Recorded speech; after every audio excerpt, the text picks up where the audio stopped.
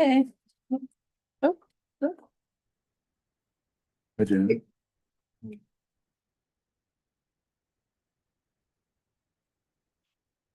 Well, I didn't my eyes. I'm working on plans. Yeah, Dan said that things are in the works. Not that I don't want to sit here.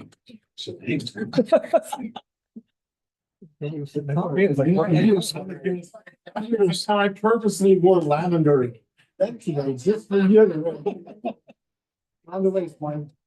You're ahead of your go. Oh, I know. Yeah, true.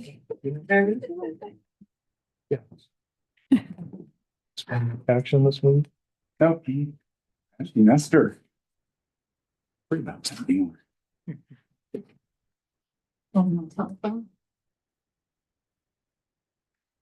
Your boys gone? Yeah, one's in law school in San Francisco, the other one's in U of S. COBG. Oh, yeah, try that one. That was great. It's the start realization is to live in. I can't lose place. It looks like. It'll be a while. Yeah, give everybody a minute. I don't know if everybody else got. Yeah. You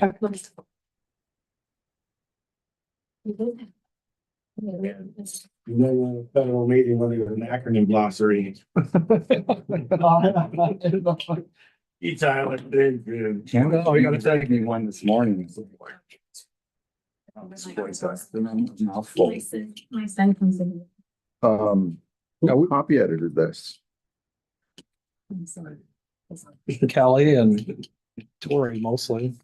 Because I appreciated the attention to, you've introduced an acronym. It shows up later on, but you can always go back and find what it's standing for. Like, You laugh, we do. wait a minute, UPWP? Oh, there it is. Yeah, we have to It's in there. have situations and. Let me know if there's one that's not. Yes. Yes. Also in the glossary. So in the glossary, so that's good. I think we're all set, right? Yeah, we have so many people there. Yeah, we did our. There's no issues. People getting it.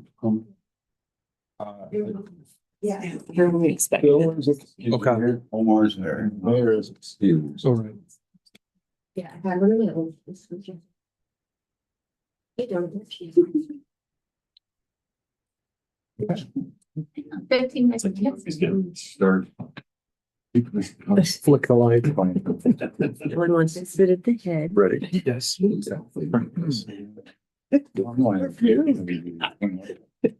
Well, good afternoon, everyone. My name is Ariel Mendez, Bend City Councilor and Chair of the Bend Metropolitan Planning Organization.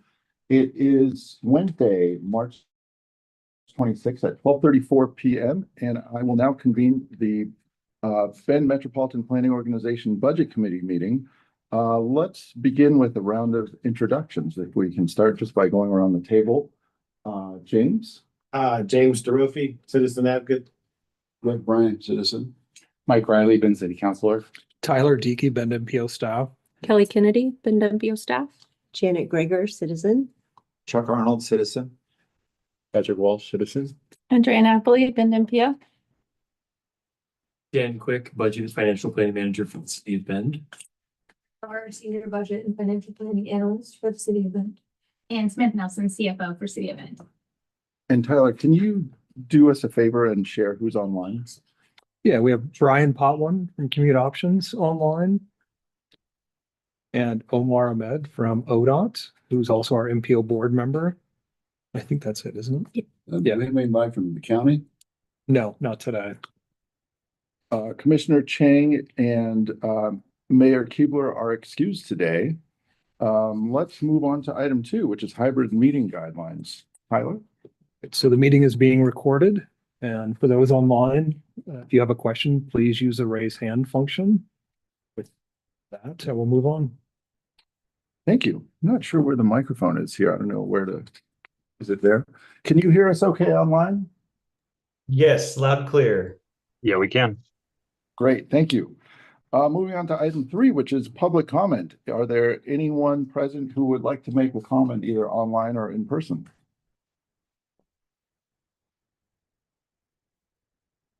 Okay, seeing none, let's move on to our item number 4, which is member terms and chair appointments.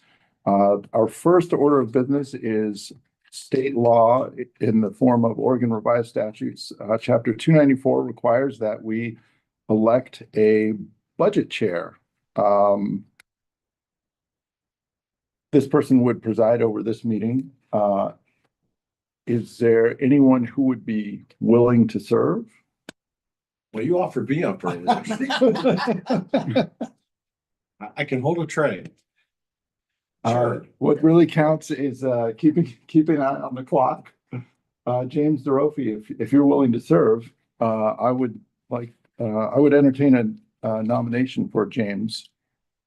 Is there a nomination for James? I move to nominate James as chair of the budget committee. And I second it. Great. All those, is there any further discussion? Okay, all those in favor, please say aye. Aye. Aye. Motion passes. Thank you, Chair DeRofi. Yes. So tell me when to take over the agenda. You're taking over now, sir. Let's see here.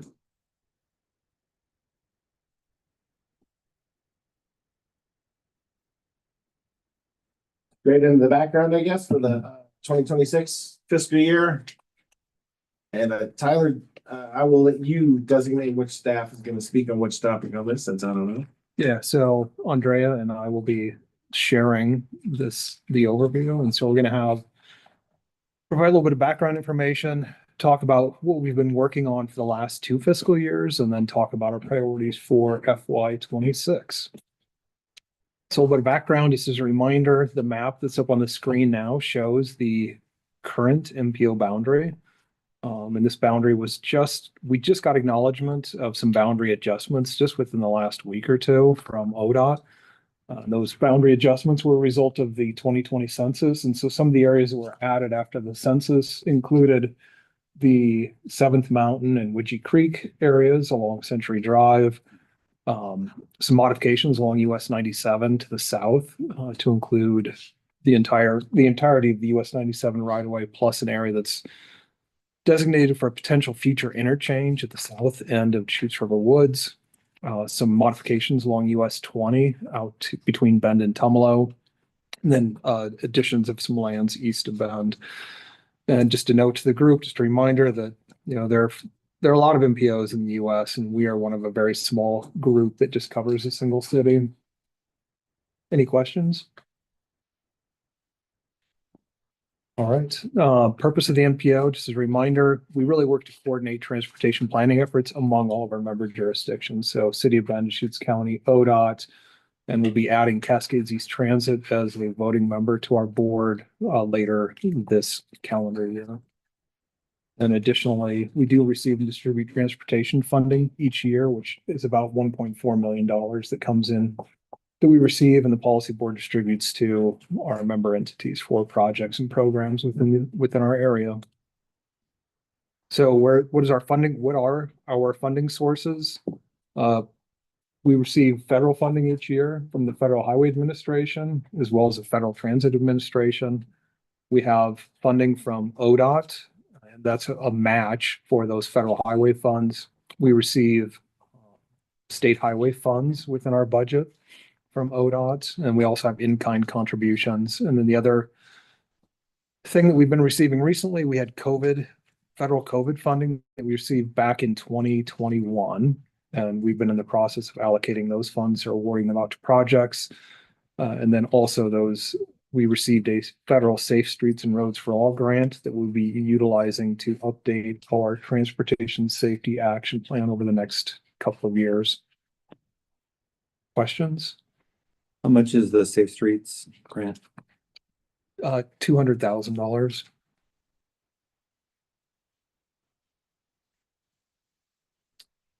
This slide shows just our historic budget totals, and this is just showing just our federal funding. So our Federal Highway Administration and Federal Transit Administration funding over the last few years. And you can see that we've seen, it increases most years. We did see a decrease in our current fiscal year, a slight decrease, and then a pretty sizable increase for our FY26 budget. And that big increase is really tied to, we went through a process, the MPOs in the state and ODOT updated the distribution formula for those funds. And as a result of that formula change, we're seeing a decent uptick in our funding. Any questions on this? The question I got is, from the federal funding, I know it's sort of up in the air as to how comfortable we feel about the 48,000. That's a good question. The current federal surface transportation bill expires in September of 2026. Okay. So we have funding. Our funding is good through then. I'm fairly certain that there will be discussions about modifying some MPO work in the future. Based on the surface transportation bill, it's typically a 5 to 7 year bill. We fully expect that we will have another 5 to 7 year bill. Every time one of those is discussed, there's always discussion, or as one of those bills is being created, there's always discussion about modifying all sorts of programs and formula funds that are distributed. There's been discussion in the past about changing size requirements for MPOs and modifying some of the planning requirements. Based on those discussions, I would say today that I feel okay, but we'll see 6 months or a year from now as Congress is into those discussions where things land. I think the biggest issue or the biggest change potentially that was discussed a few years ago was right now the MPO threshold is 50,000 population. There was serious discussion, 5 or 6 years ago about upping that to 100,000. And so that anybody, so we're there. And so, if that change occurs now, we could see a reduction in the number of MPOs nationally, but we're above that threshold by 10 to 15,000 now. So.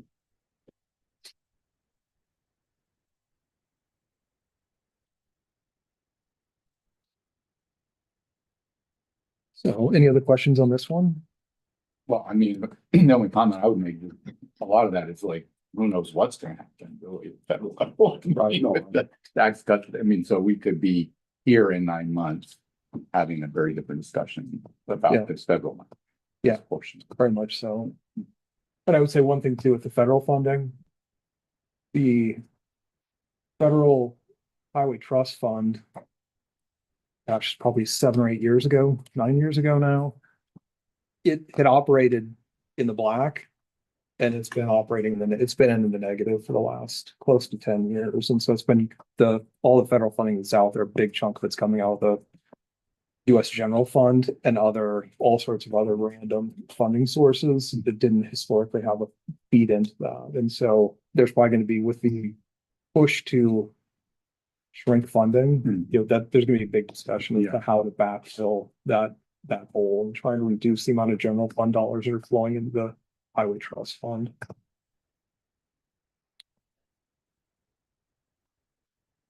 Lori?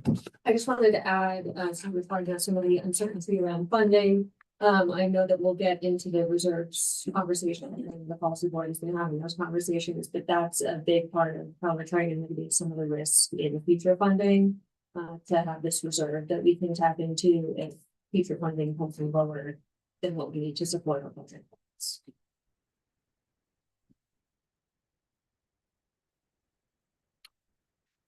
Jump into, now I'll turn it over to Andrea for the next few slides. Okay. So for our key accomplishments in the current and past fiscal year, as well as items that we're currently working on. So back in September, we adopted our Metropolitan Transportation Plan. That's our long-range transportation plan, which was quite a lot of work to do that. Also, every year we have an annual obligation report. So federal funds that have been obligated the prior fiscal year. We also continually work on our Metropolitan Transportation Improvement Program. So that is our list of funded projects over a 4-year period within the MPO area, federally funded. And then also implementation of our 2019 Transportation Safety Action Plan around behaviors, billboard items, and travel model updates associated with our transportation plan update. We do every year, we update the data that's in what we call our equity mapping tool. So demographics, our federal COVID funding distribution, ODOT plans that we assist with, as well as statewide efforts such as the current household travel survey. Any questions? And I would just say make one note on here as well.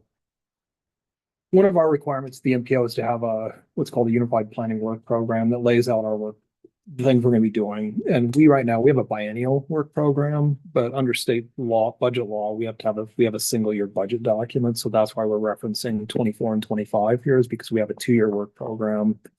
But we'll be looking at it, and same going forward. We're going to be developing an FY 26 and 27 work program, but the budget is tied to FY 26. So looking ahead at fiscal year 26 and 27, as far as our priorities go, we will be updating the Transportation Safety Action Plan, or what's called the TSAP. Again, maintenance of what we call our MTIP, so that 4-year program of funded projects, and then development of our next MTIP for years 27 through 30. Transferring funds that have been awarded our COVID relief funding, so transferring those to awarded projects. Our state highway funds, or SHF funds, again, transferring those dollars to projects that have already been awarded funds. And then this fall, we have a project solicitation process to award future funds from 28 through 30. Also looking at updating our Title VI plan, our public participation plan. Those are 2 federally required plans that we need to have. And additionally, completing the Oregon household travel survey. Did you go into detail about the City of Bend loan and the loan repayment from, Yeah, I Or can you speak to wanna- that. So all of our funding is on a reimbursement basis. So often we don't actually receive funding that we've requested reimbursement for until a couple of months after the fact. So the overnight loan from the City of Bend is essentially to cover any negative fund balance at the end of the fiscal year. And then we repay it on the first day of the following fiscal year. So it's really just an accounting mechanism to keep our total fund balance positive while we're waiting on those reimbursements to be received. So we don't actually utilize that loan for any programmatic expenditures. It's just that accounting mechanism for the fund balance while we wait for the reimbursements. and that is standard MPO practice nationwide? I can't speak to if it's standard for all MPOs, but at the city of Bend, we do use that in a couple different funds, where they have that same reimbursement timing, differential. So it's standard city of Bend practice, but I can't speak to. Standard for the city of Bend MPO.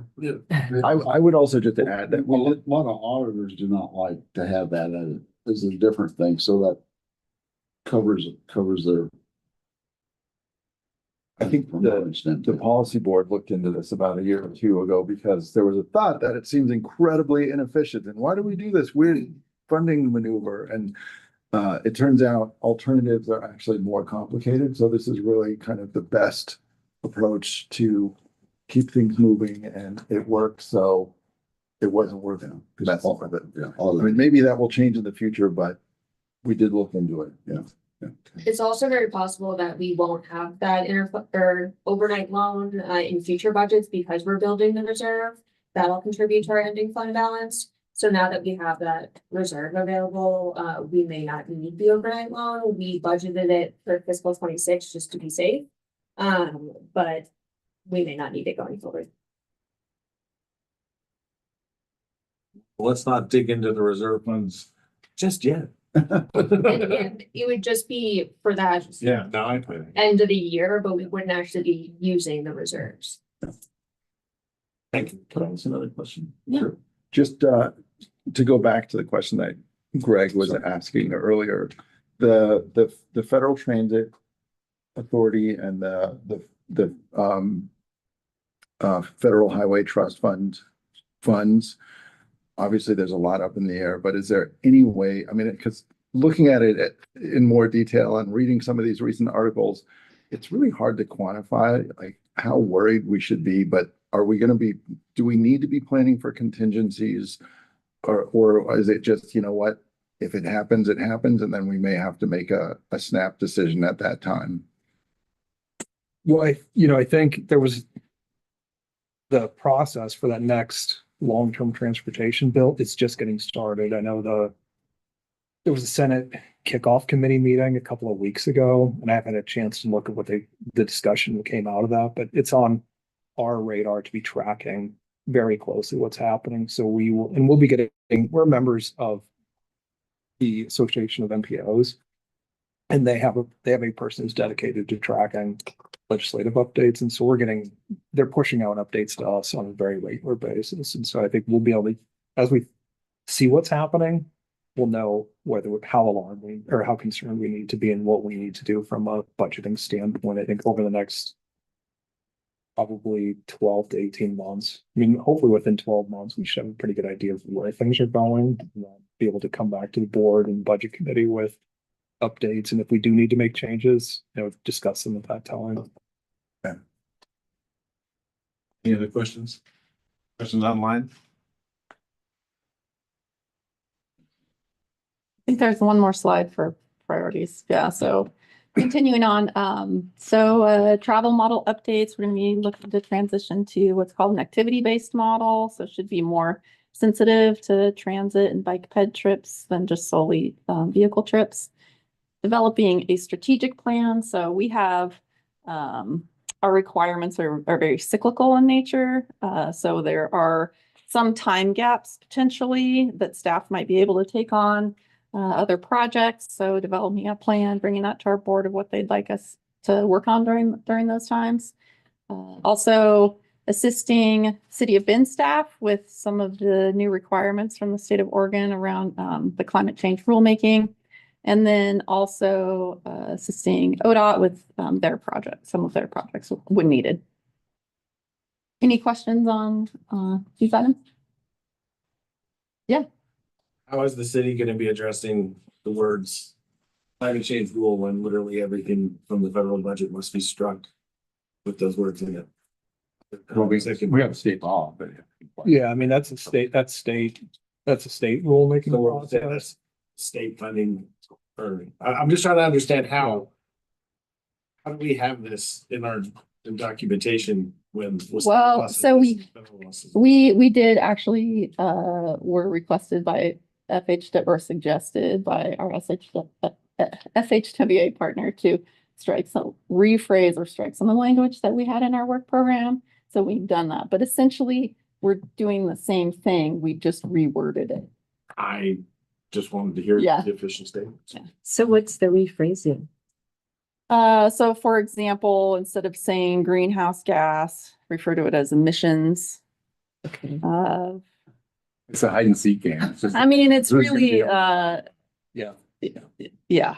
And instead of referring to our equity mapping tool, updating that, our demographic. Okay. So Yeah. it's the same, Right. it's a different way of saying. Generic, yeah. I mean, and people, I mean, MPOs and cities and state DOTs are all going through this exercise right now to Oh, I don't deny that. modify language and to make sure, trying to find ways to make sure they keep doing what they, the elected officials want them to be doing, but just changing the language as best they can to. I would characterize it as an exercise of meeting the technicalities that we're required to meet while ensuring that we still meet the obligations that we have to implement good policy. Yeah. I mean, I don't feel like we're trying to hide anything, but Thank you, Councilman Mendez. That was described. Well,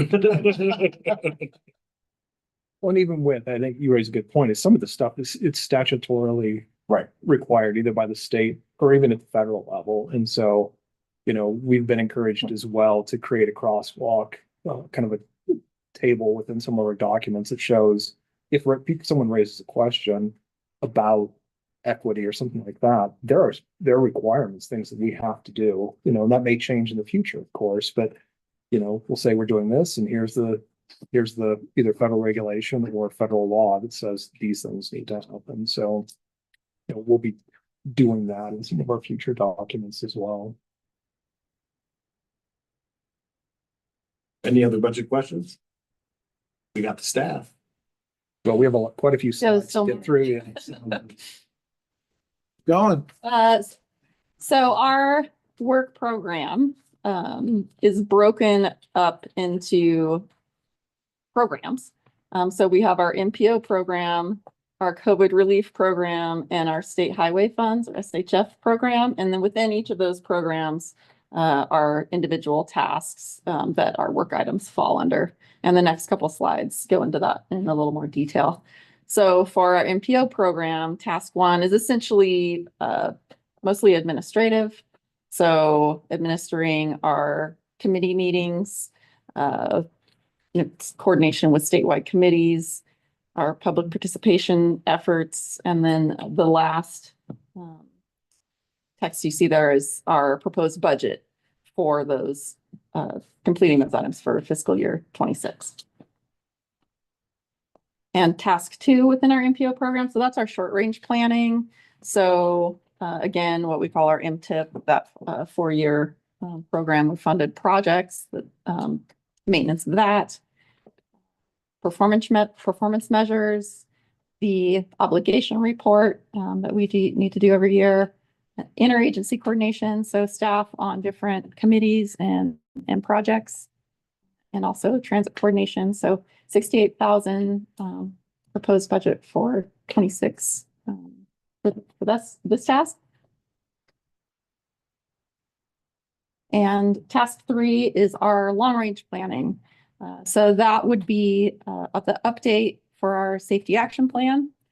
Also, if our long range transportation plan needs any maintenance, the climate change or CFEC planning to help support City of Bend efforts, as well as assisting ODOT with some of their planning efforts. 485,300 2026 proposed budget there. And finally, task 4 within our MPO program is modeling and data collection. Updating data for a number of things. So our safety, crash data, equity related, transportation data. And the budget there is roughly 231,000 for fiscal year 26. The model, that is the model that the city will use for its TSP update, right? Yeah. The same model. It's used for the city CSP update. It's used for CIP project analysis.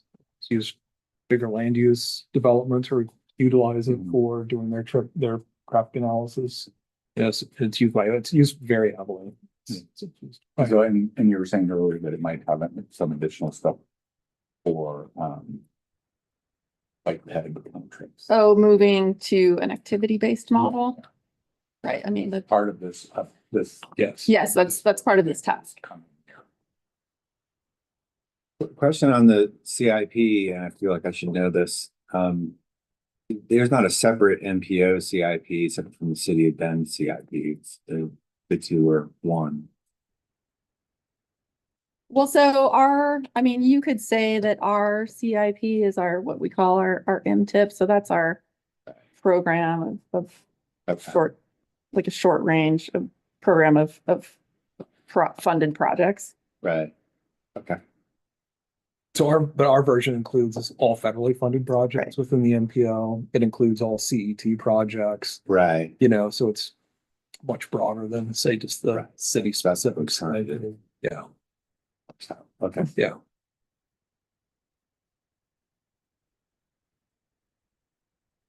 And then finally, our COVID relief and SHF programs. So our COVID relief, we received about $1.5 million back in 2021. Yeah. And had awarded those out. So at this point, now we are getting those dollars out the door to those awarded projects. And then our SHF program, again, transferring funds to previously awarded projects and then doing a call for projects this fall for awarding out future funds. Any questions? Can you give us an example of what typical project of what a call for project solicitation and what those would one or two of it might be? Like the types of projects? Yeah. So in the past, the majority of those projects have been like safe routes to school type projects. Okay. So usually bike and pedestrian related, whether it's a pedestrian crossing with an island that connects neighborhoods to schools. Yeah, got it. Thank you. Mhm.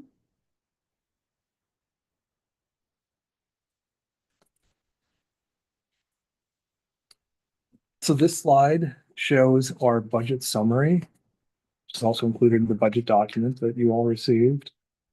I'm not going to walk through everything. What page of the package that we got? 25.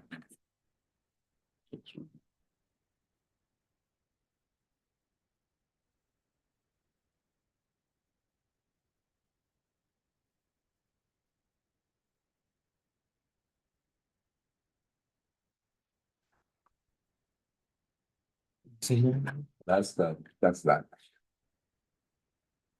Are you looking for the page in the budget document or the agenda? The attachment. I was wondering if this was in the, that's the document. I have open.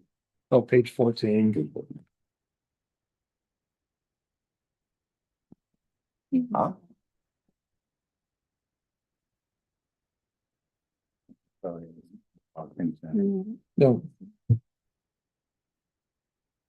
might be, ways to look at all of them. The information is. yeah, it is. Yeah, so this breaks out, it shows you our funding sources, resources on the left. Breaks out those different funding sources we receive, the federal highway funds, FTA, the federal transit funds. The grant funding that we received for the safety action plan update. The funding that we are SHF funding, some of that goes into our operating budget and then some gets pushed out through an awards process. And then our local match that we receive, or the match that we receive towards those federal funds. And then on the right is that breakdown by the 3 program areas with the subtasks listed underneath, as well as the loan repayment, contingency, and reserves. And I think one thing I would mention as well with reserves, we've already talked a little bit about, the board made a decision 2 years ago to start pushing some of our state highway funds into a reserve fund. And so FY25, FY26, and FY27, $80,000 each year out of those state highway funds that will be pushed into our building reserve fund for us. And we're recommending that that continue when we move into this next 28 to 30 process, is reserving some of those funds as well for operations, but also some of our major projects that we have scheduled over the next 5 years. Is there a budget percentage goal that you want to reach in order to have a comfortable reserve account? Well, we're following, not put Tori on the spot, but I think we're trying to follow City of Bend's, their standard is 16% operating reserve. And I think based, if I remember correctly, I think 2 years worth of those reserve funds will get us close to that operating reserve, I think. So But will the COVID reserve disappear over time?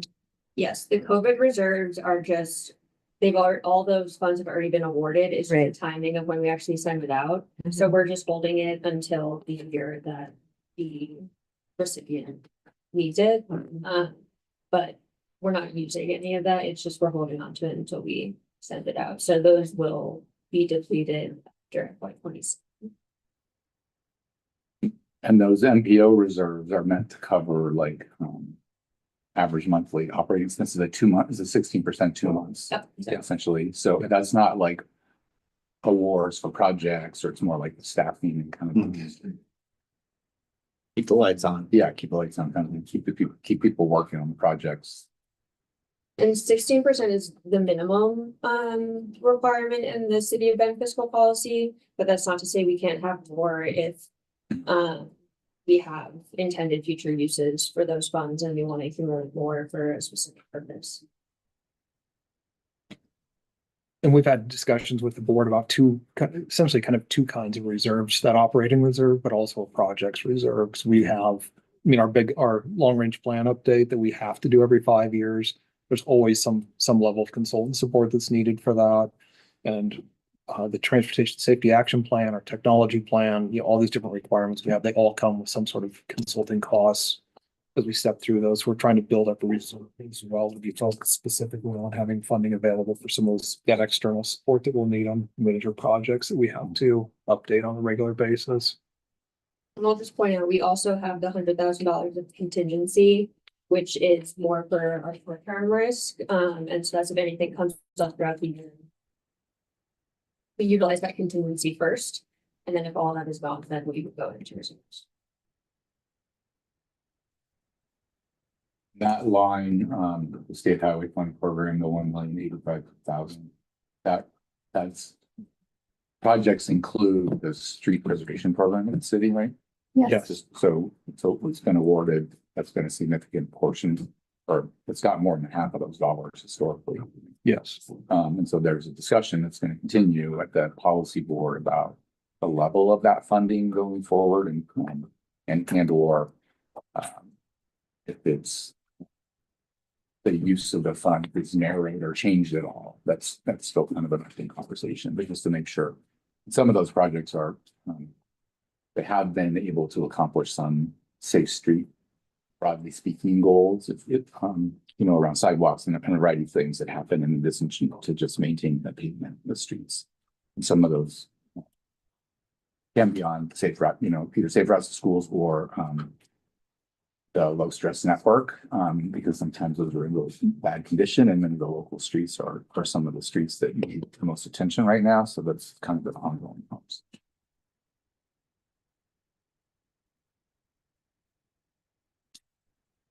Any questions on this? And I would just mention, I'm not going to walk through all these, but within the budget document itself on pages 17 to 19, there's some written detail about some of the proposed budget line items. Or the line items are shown on pages 17 to 19, and then on pages 20 and 21, there's detail about what some of those include. And I think thanks to Kelly, she's greatly expanded that discussion so that if you have questions about specific line items, there's information about most of those on pages, or about a lot of those on pages 20 and 21. Yeah, good question. Okay, all right. Okay, line item 3. If you take a look at that one, we've got through, I think it's so for 319, you had 286,000 actual, and you're anticipating by the end of the year, it's gonna be 2,060,000 actual. How are you coming up with the additional 1.7 million in these less than 3 months? Yeah, so the actuals are lower than what we've actually utilized to date. It's just a result of that reimbursement timeline that we've received less to date. But the budget amount in the year-end projection is reflective of all the funding that we've not received, but been awarded for the year. Okay, so then the 386,000 is, you've received more than that? These are revenues, Yeah, sorry, you're still looking at line 3? line 3, correct? Intergovernmental revenue. 286,000.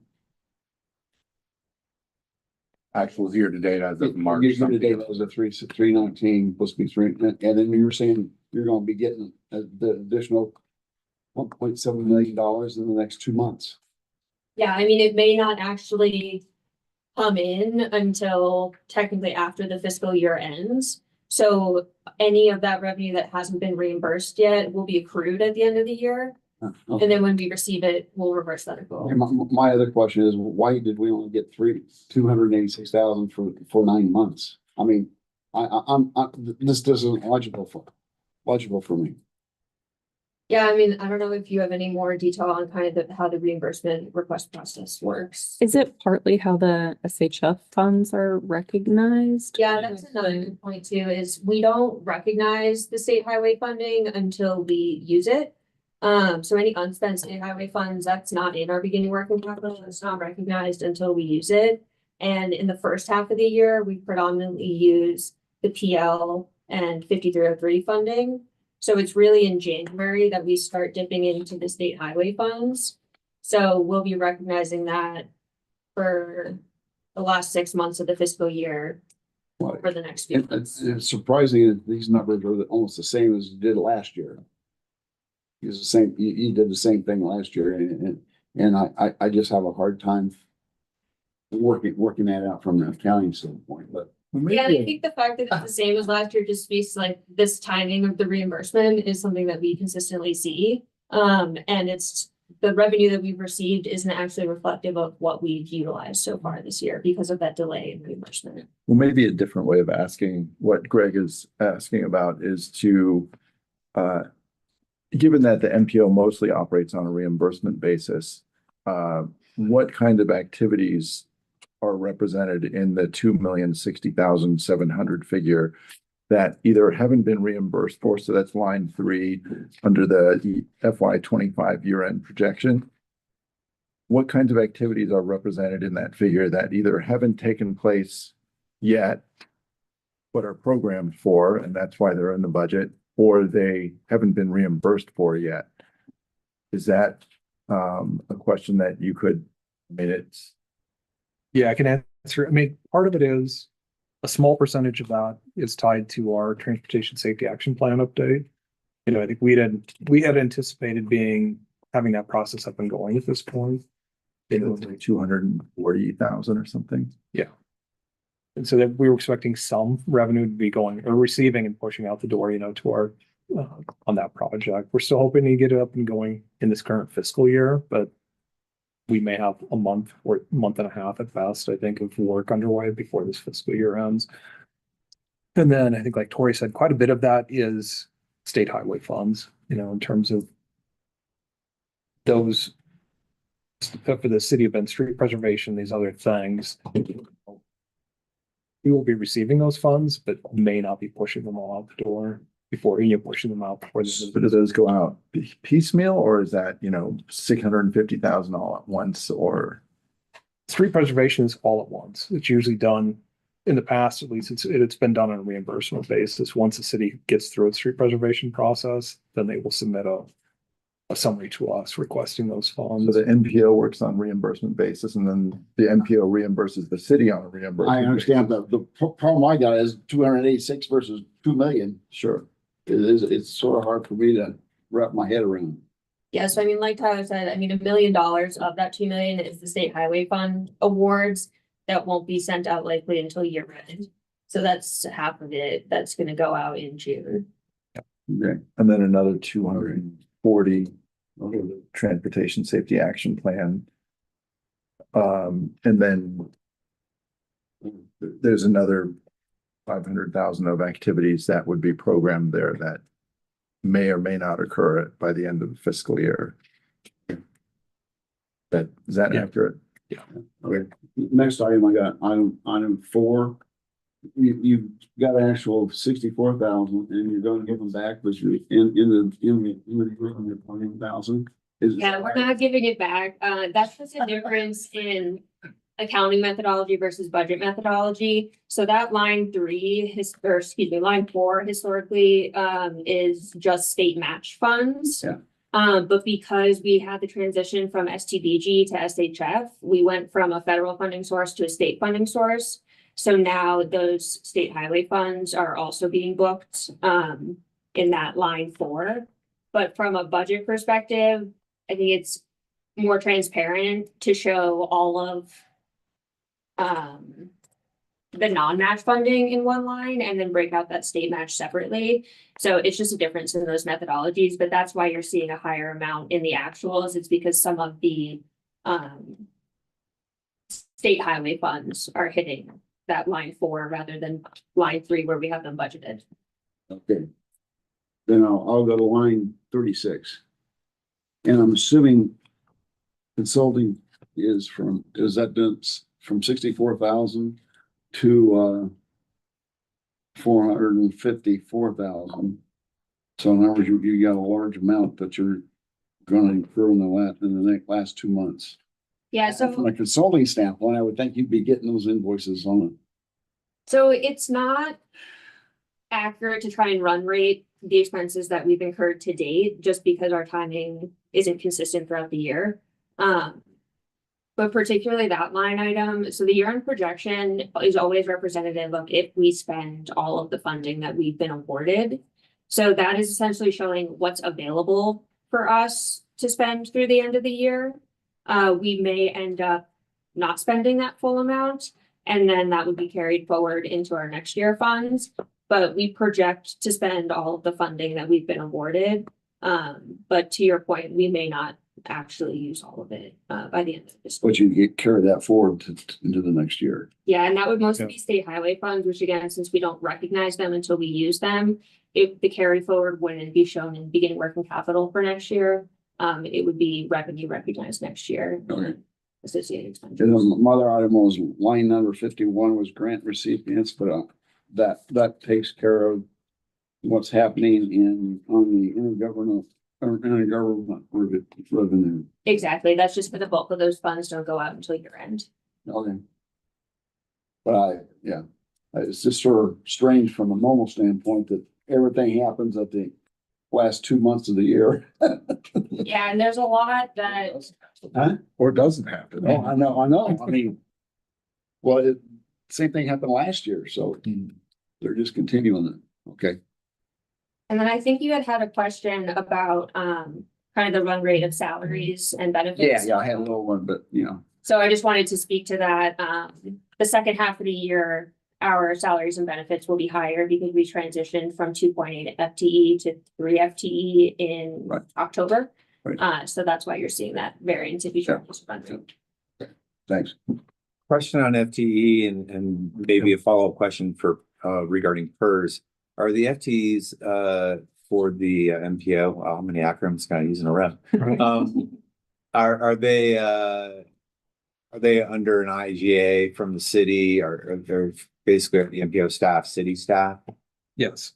Okay, and so then any PERS liability that the city's experience is handled proportionally through the Yes. city. Okay, so that's just already accounted in here. Yeah. Kind of invisibly. Okay. Yeah, and just a trend that we're seeing citywide in personnel expenses is both health rate increases Yeah. and PERS rate increases. So that's a big contributor to our year-over-year increase in this budget as well. Yeah. That's what we're seeing too right now. Okay. So I have a question about the miscellaneous revenue. Like, Yeah. what is the source of the miscellaneous revenue?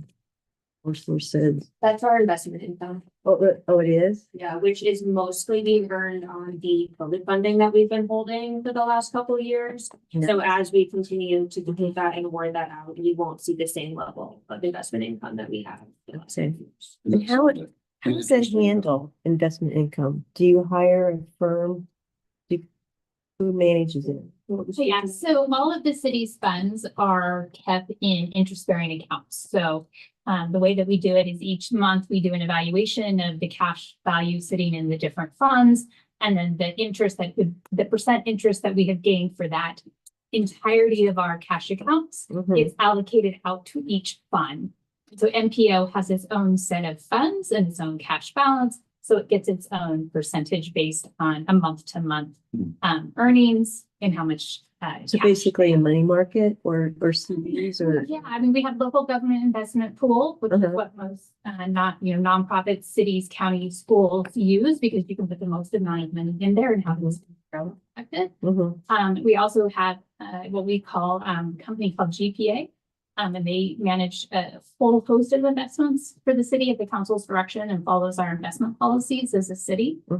So yes, we have it in both of those accounts is where those funds sit. And are those funds unrestricted, once that interest goes into that? Is it unrestricted as far as? Unless there's an outside rule that would restrict the earnings on that, whatever that money is being earned on. This particular ARPA money, from my understanding, does not currently have a restriction on the interest that is earned on those funds. So once that interest enters the MPO, yes, then it becomes eligible, not non-restricted. Right. So it can be used for general purposes. Yeah. Great. And so we just had a discussion at our MPO board meeting last week about those very dollars in terms of what we're going to do with them. And we're going to be coming back to the board in July or August to have a discussion about how to utilize those funds going forward. Good question, though. It's not all in Tesla and Bitcoin. You had similar concerns, like, how does this work exactly? There might be some new rules coming down about Tesla. Right. Bitcoin too. Any other questions about the line item detail or specific components of the proposed budget? Yeah, I had one other question about professional services, the consulting line. Because the proposed budget, the amount for consulting fees is dramatically less than the prior year. That would have been because of our NTP update, would it not? Yes.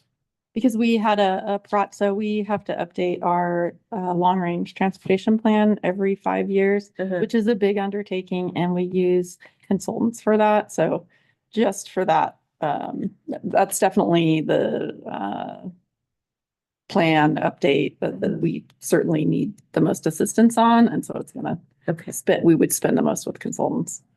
Okay. For line 42, are there certain priority projects that are used for advertising dollars, or how is that sort of allocated? It's mostly meeting notices and things like that that get published in the bulletin. So it's not true advertising in like a marketing context, but it's mostly just those meeting Public noticing notices or required. community outreach. The public budgeting, for example, requires public notices for this budget process.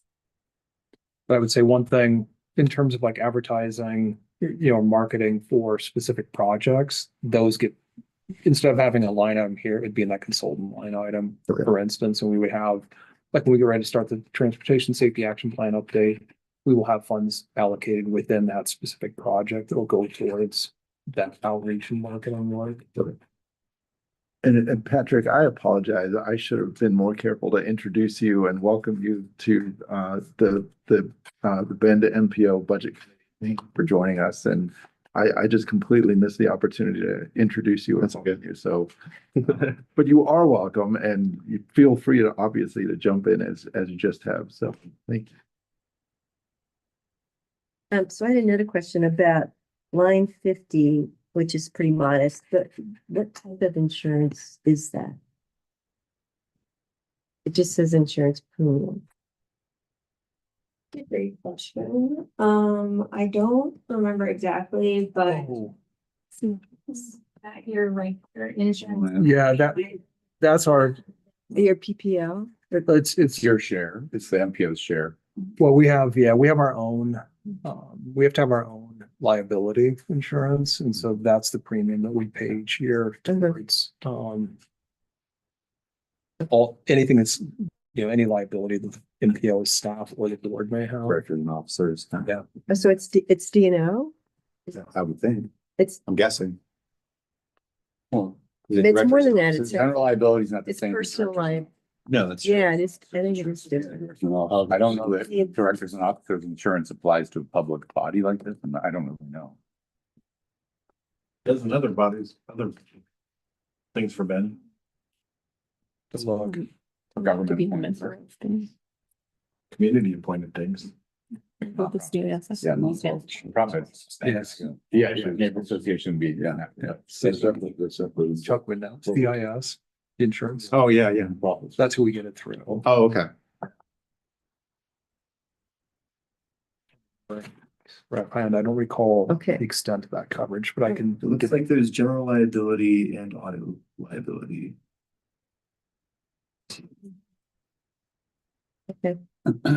For like when they drive city vehicles. Yes. Got it. All right, thanks.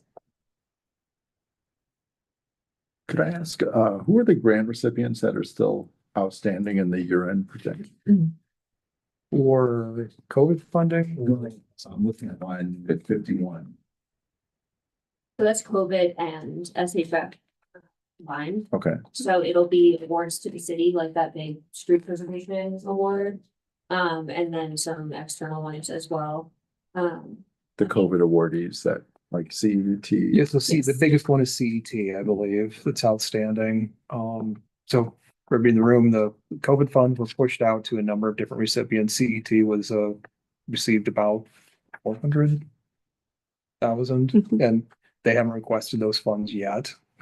And so they're starting it on that project. They're doing updates or putting in new shelters and a bunch of improvements to some of their major transit stops throughout the city of Bend. And so we're just waiting for them to request those funds.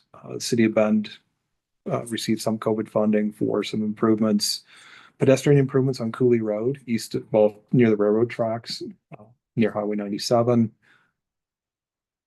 Anything else, Kelly? I'm trying to think what else is Well, out. there's also the SHF award for the signal upgrades.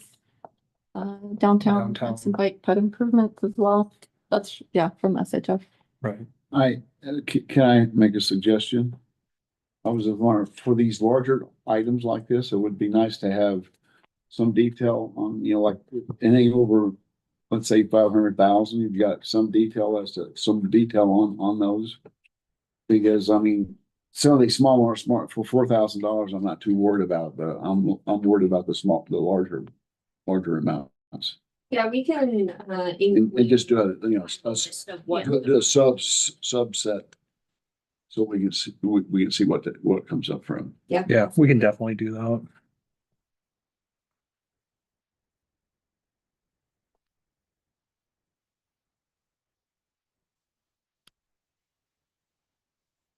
Anything else in terms of like, just, budgetary, questions about specific line items or overall program funds, anything of that nature?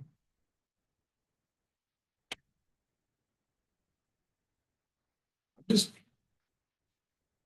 For our TAC meeting the other day, we were looking at what, 27 to 29. I was looking at 25 to 26. Just refresh me why we're looking at the various spans of time again. Yeah, so this is for our FY 26 budget, annual budget, operating budget. And then at the MPO meetings, we've been talking about our board meetings, our technical advisory committee meetings. We're talking about those state highway fund award process that we're going to carry out for 28, 29, and 30. So looking out, so that's the difference. We've got our operating budget today versus looking at how we're going to allocate those state highway funds in the future. Okay, I just, Because the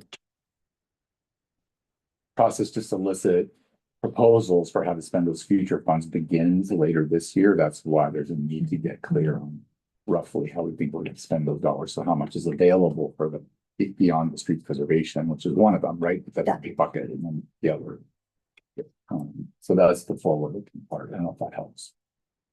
It's setting the MPO up for, and I mean, there's a lot of uncertainty, like, will we actually have that number of dollars? Well, who knows? But there will always be an opportunity. Any kind of award is going to have some ability to retract it. Rescind it, I would be the word of the day. But that's the point, is to get ready for that future spending and make some assumptions about how much the resources are available and start. So it's going to take a while. In those outer years, they follow the ODOT is in the process now of starting to build its 2027 to 2030 capital program. And so we follow that their same schedule locally to allocate our funds out in those outer years. yeah, that makes more sense. It's just very bizarre. In the private world, I never got to look 5 years out. Yeah, essentially, we need to know where the awards are going in order to build the budget. So we do the awards process a couple of years in advance of when those funds will actually be budgeted. So that at that point, when it comes time to build the budget, we know where the money is going. Yeah, no, like I said. It's a magical budget.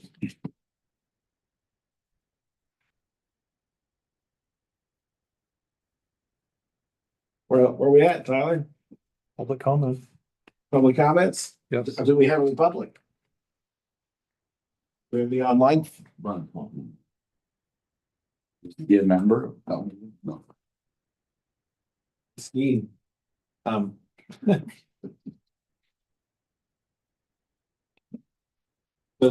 you wanna, so now we're gonna go for the approval of this budget as stated, or do you guys want to see all these changes before we vote on the budget? I don't think there's any changes.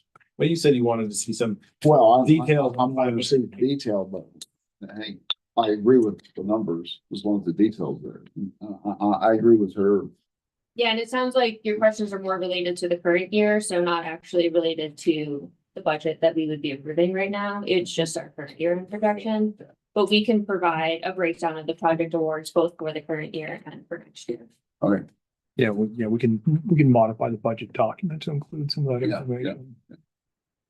So I guess, would anyone like to make a recommendation to approve the budget as proposed?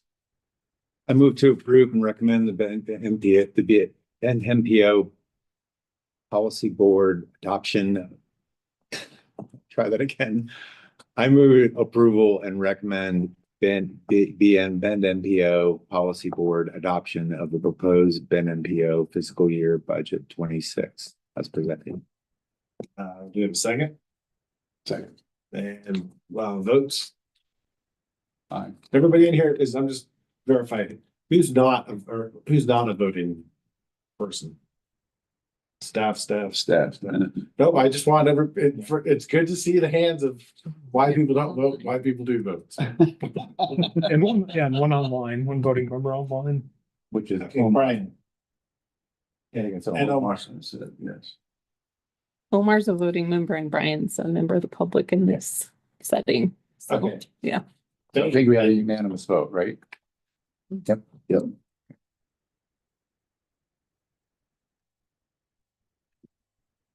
Well, I was gonna say, we're like 30 minutes ahead of schedule, Sam. Are we? I would just like to say, thank you. This organization is relatively small in the big scheme of things, but does make a significant real world contribution in terms of a wide range of things like bus shelters. People are often waiting in the rain and in the cold, and things like this will make waiting for the bus a little bit easier, which unfortunately people have to wait a long time sometimes. And that's another thing that we're working on. But of course, this agency supports even mundane things like signal replacements and filling potholes. But they do contribute to an overall better quality of life in this area. And so it's one of those organizations that I think has a relatively low profile, but an actual real world significant impact. So I just wanted to say thank you for serving and thank you for taking the time to be here and helping us to go over this budget with give it the scrutiny that it deserves and to recommend that it be approved. And I'd like to add a thank you to the staff, because you did an excellent job of putting the budget together. It was very readable. Clearly, we made it through in record time. So thanks to everyone. Thank you. Any other positive comments? Any other negative?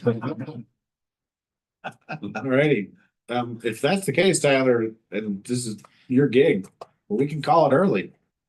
Yeah, I'll just say the board, MPO board is scheduled to review and hopefully adopt the budget on April 18th at their next meeting. And with that, yeah, we can. Okay, we are adjourned. Thanks, everybody. Thank you.